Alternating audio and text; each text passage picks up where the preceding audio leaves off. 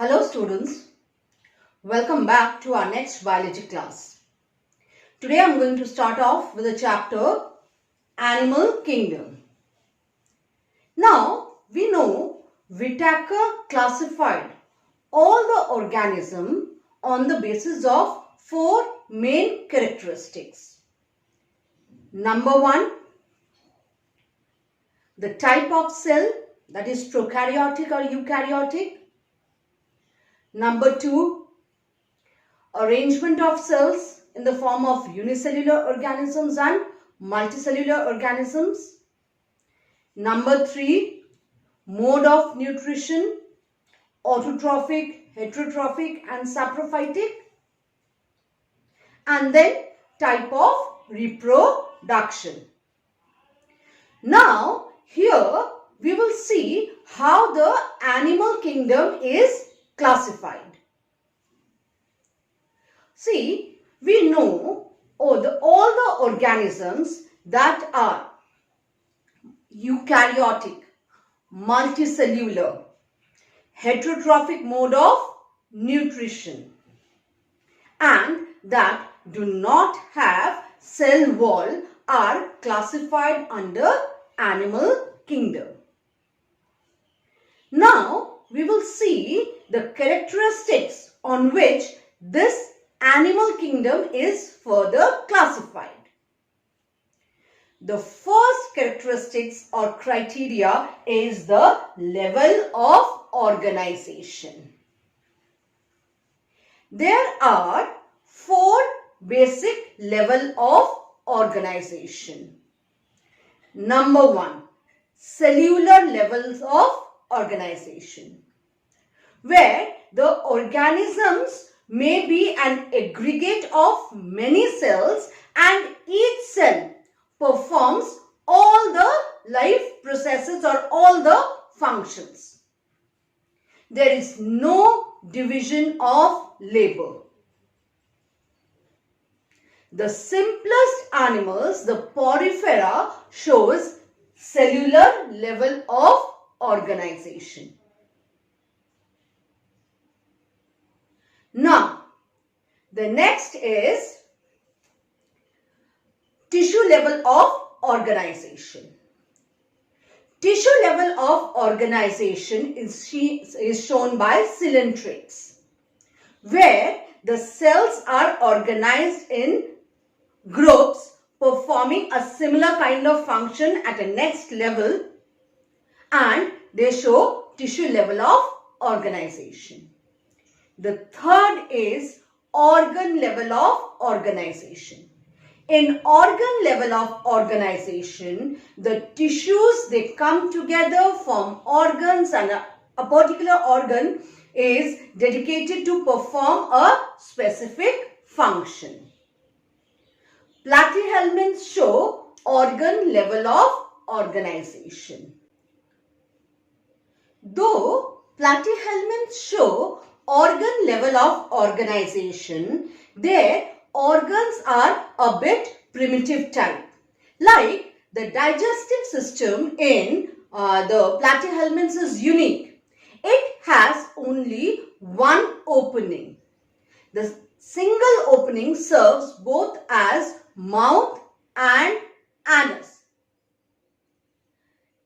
But in higher organisms, the digestive system is a complete digestive system with two openings, one as mouth and one as anus. Similarly, the circulatory system can be of two types. The open circulatory system, where the blood does not flow in confined blood vessels. They are stored in coeloms or cavities, sinusoids, venosus, etc. And from there, they diffuse into the cells as and when required. The cells or the tissues, they in a way bath in the blood present in their body. But in higher organisms, the circulatory system is closed type, where the blood flows in confined channels called the blood vessels. Now, the second criteria of classification is symmetry. What does symmetry means? Means dividing an organism into two equal halves in any of the plane. So, on the basis of symmetry, an organism can be either of three types. One, asymmetrical, means we cannot divide the organisms into two equal halves in any plane. The second is bilaterally symmetrical. We can divide the organism into two equal halves in only one plane. Imagine humans. We can be divided into two equal halves in one plane. If I cut an organism in this plane, I'll get two equal halves which are mirror images of each other. But this won't happen if I cut the organism transversely.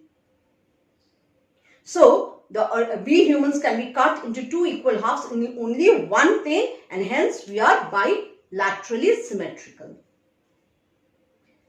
Similarly, an organism can be radially symmetrical. Means it can be cut into two equal halves in any plane or more than one plane. Think of a pizza. Divided it in any one plane, you'll get two equal halves. Likewise, the starfish. It is radially symmetrical.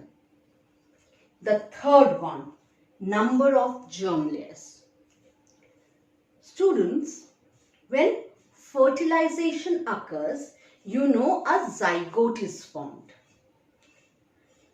After the formation of zygote, it divides into, say, it starts dividing rapidly. Let me put it in this way. From 1 cell to 2 cell, 2 to 4, 4 to 8, 8 to 16 to 34, 32 and 64. This division leads to the formation of what is known as morula.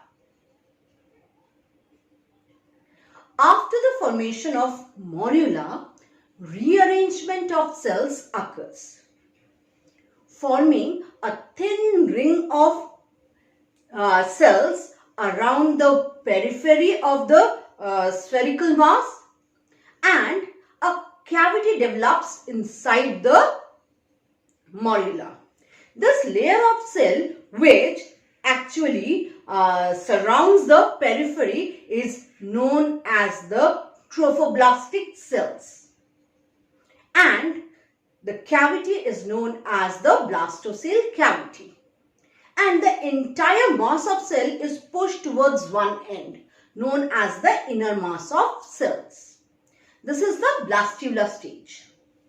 After this, the inner mass of cells arrange themselves either into two layers or into three layers during gastrulation.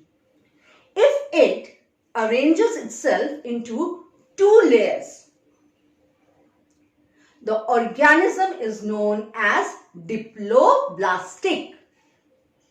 Means two layers in blastula.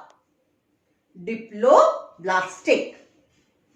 And if the inner mass of cell arranges itself in three layers, the organism is known as triploblastic, and the layers from outside to inside are ectoderm, mesoderm and endoderm.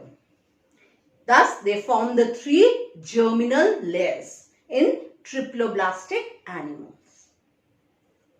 Whereas in diploblastic animals, we just have two layers, ectoderm and endoderm, and a non-cellular cementing substance called mesoglia in between. So, if an organism has two germ layers, it is diploblastic, and if it has three germ layers, it is triploblastic. Next, coelom. Now, after the formation of the germinal layers, the ectoderm gives rise to a bunch of organs, mesoderm gives rise to a bunch of organs, and endoderm gives rise to a bunch of organs, and they are very specific. While giving rise to the organs, the mesoderm also forms a cavity in between. If the cavity is formed, it is known as coelom. So coelom is nothing but a cavity of mesodermal origin. And if an organism, if an animal has the coelom, it is known as coelomate or eucoelomate or true coelomate. Now sometimes a cavity might be seen in the organism, but this cavity is not of mesodermal origin. Then they are known as pseudocoelomate. Pseudo means false and coelom is the cavity. So they have false cavity which is not of mesodermal origin. And those organisms which do not have the coelom at all, like the diploblastic animals, they are known as acoelomate, means without any coelom. The next is segmentation. Now, animals have different types of segmentation. That means their body is divided into different parts. Think of an earthworm. Its body is formed of ring-like structures, and all those ring-like structures are individual part of the body. So they are segments of the body, and since all the segments they look the same, they are known as metamers, and the segmentation is known as metameric segmentation, where all the segments look the same. But think of humans. We have a head, we have a trunk, or think of other organisms which have head, thorax and abdomen. They also have segmentation, but their segments are not similar. Hence, they are not metamers, but they are segmented, and we say the body is segmented into head, thorax and abdomen, or head and abdomen, head or thorax, or head or thorax is fused to become cephalothorax. So different types of segmentation can be seen in different types of organisms. The next is notochord. Notochord is a thick band-like structure which is mesodermal in origin and present on the ventral side of the body. Ventral side means back side of the body. So, notochord is a thick band of tissue which is mesodermal in origin and is ventral in its position. Those organisms which have the notochord are known as chordates, and the organisms which do not have notochord are known as non-chordates. So students, these are some of the criteria on which the animal system is classified.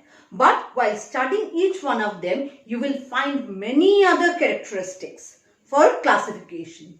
Like the one for, say, chordates is whether the organism is able to maintain its body temperature, that is homeotherm or poikilotherm.